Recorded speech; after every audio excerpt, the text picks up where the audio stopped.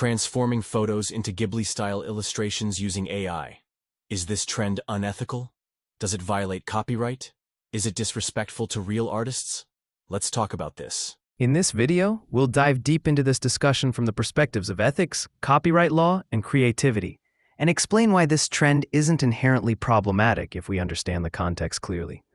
Let's start with this simple truth. AI is just a tool, just like a car, not a creator.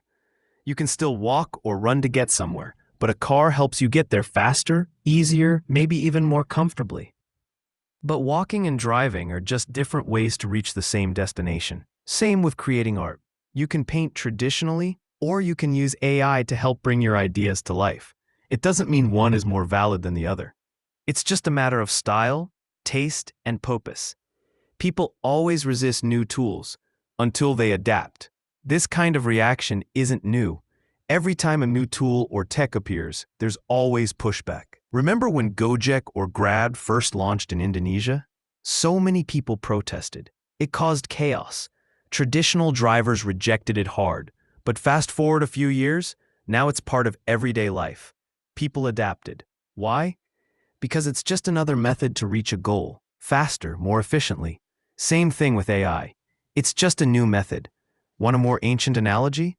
Think about the knife. Today, it's used for cooking, crafting, and so many things. But in the past, humans used sharpened rocks to cut stuff. Did knives kill the Stone Age? No, they evolved the way we do things. And here's a perfect modern example, Duolingo. It's a language learning app that could easily feel replaced by ChatGPT. I mean, if an AI can translate, talk to you, and explain grammar, why do you need Duolingo anymore? But instead of panicking, Duolingo got smart. They embraced AI and turned it into a fun, useful feature, like Call Lily, where you can actually practice speaking with an AI character inside the app. So now, instead of being replaced by AI, Duolingo becomes better because of AI. This is what happens when we treat AI as an assistant, not a threat. So, does it violate copyright? How about international and Indonesian perspectives? This is where things get interesting. Using AI to create Ghibli-style images does not automatically violate copyright. That's because style is not protected under copyright law. Copyright only protects specific characters, scenes, or original expressions, not general aesthetics. So unless your AI image copies an actual Totoro scene or character, you're likely in the clear. This holds true in most countries, including the US and Indonesia. However, there's a deeper layer, the training data. AI models are trained using vast amounts of images, possibly including copyrighted Ghibli frames.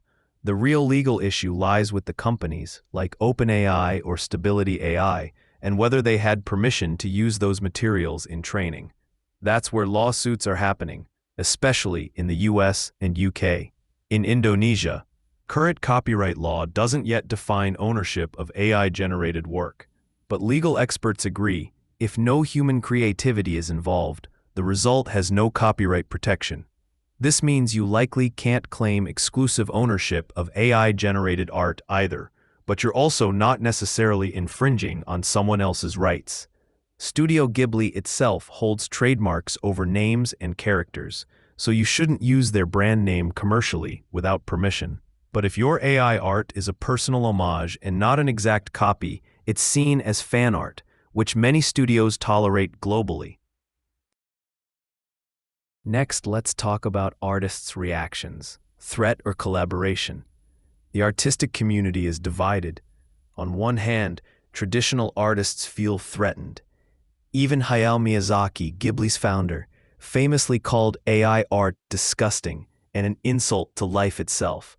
Other artists, like Carla Ortiz, criticized OpenAI for exploiting Ghibli's name and style without consent. In Indonesia, public figures like Sheila Dara express sadness that Ghibli's signature style, built with decades of passion, could be mimicked instantly by AI. On the other hand, many artists and studios see AI as a helpful assistant. It can speed up workflows, generate concept art, or provide creative inspiration. Animators, designers, and illustrators have begun using AI for rough drafts, which they then refine manually. Even major studios like Netflix Japan used AI for background art in their short film, The Dog and the Boy. Though this sparked debate about labor practices, still, it shows the industry is experimenting with AI, not ignoring it. Now, what is the positive side of AI in art? Let's not forget the benefits. AI democratizes art. Now, even people who can't draw can express their ideas visually. This opens the door for those with disabilities or limited access to art education. Hobbies, nostalgic projects, or gifts, e.g. turning old family photos into Ghibli-style memories. Rapid prototyping and brainstorming for creators and small businesses. AI also brings new kinds of creativity. It introduces people to styles, mashups, or ideas they might never have imagined. Many artists say AI helps them break creative blocks or explore unexpected directions.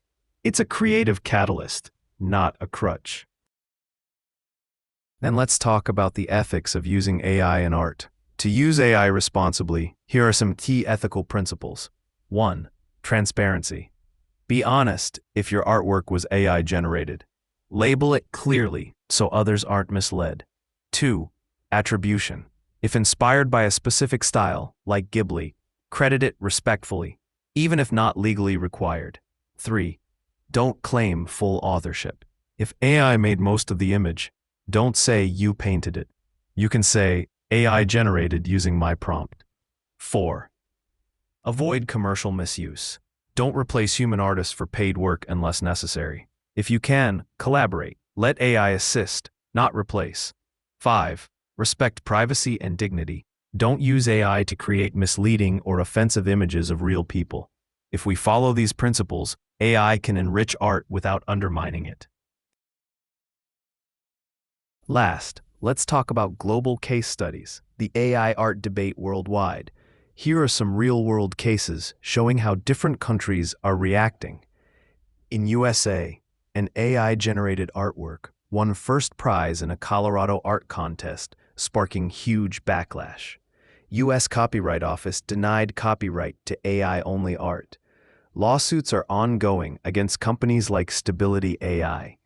In UK/EU, Getty Images sued Stability AI for using their photos in training without permission. Europe is drafting AI laws to ensure transparency and artist protections.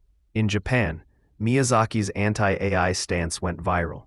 Netflix's use of AI in anime was criticized, but Japan's copyright law allows AI training under data mining rules, so it's a gray area. In Indonesia, the trend is viral, but no legal cases yet. Local media mostly explain that style copying is not illegal, but public figures and artists raise ethical questions. It's still early days here.